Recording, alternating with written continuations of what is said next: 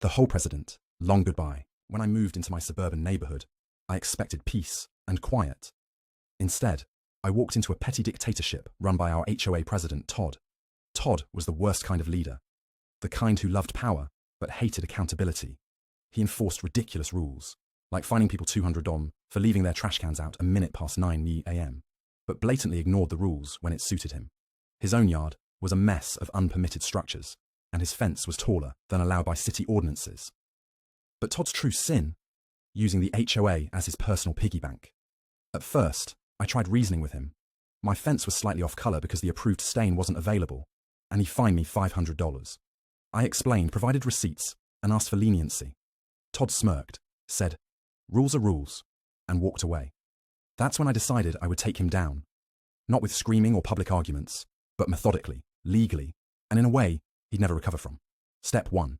Become the inside man. Todd's first mistake was underestimating me.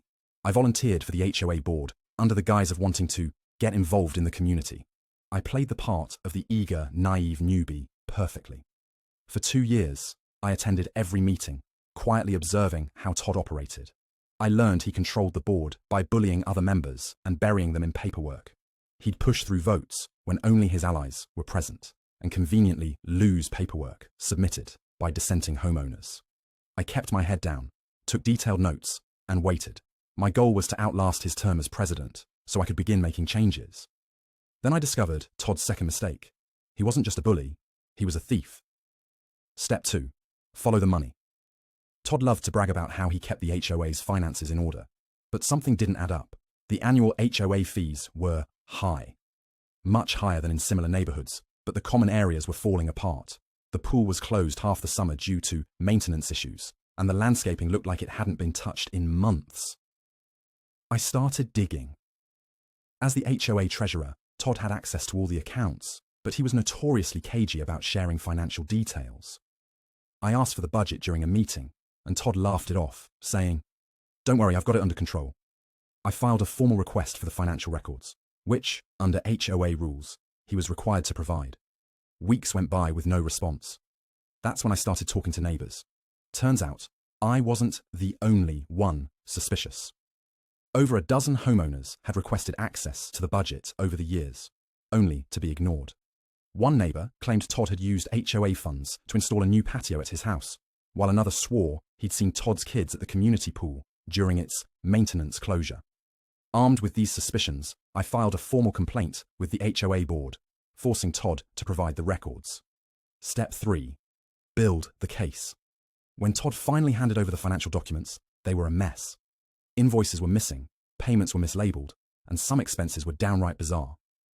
A $15,000 landscaping fee paid to a company that didn't exist. Thousands spent on administrative costs with no explanation. I cross-referenced the HOA's bank statements with public records and found the smoking gun. Todd was funneling money to his personal accounts.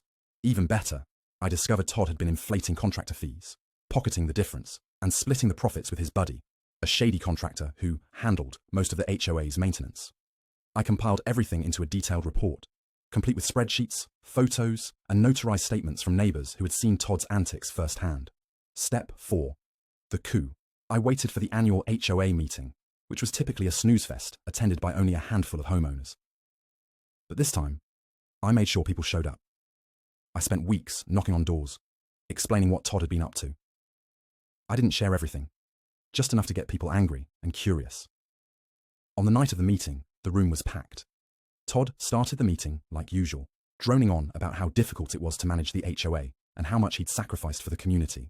That's when I stood up. I calmly asked if he could explain some discrepancies in the budget. Todd laughed nervously and said, "I don't think this is the time or place." I replied, "Actually, Todd, it's the perfect time." I handed out copies of my report to everyone in the room. The mood shifted instantly. People started reading, whispering, and then shouting. Todd tried to regain control, but it was too late. I called for a vote to remove him as president. By the end of the night, Todd was out. Step 5. The final blow. After Todd was removed, we hired an independent auditor to go through the HOA's finances. They confirmed everything. Todd had embezzled over $50,000, mismanaged tens of thousands more, and committed multiple counts of fraud. We reported him to the police and filed a civil lawsuit to recover the stolen funds. But it didn't end there.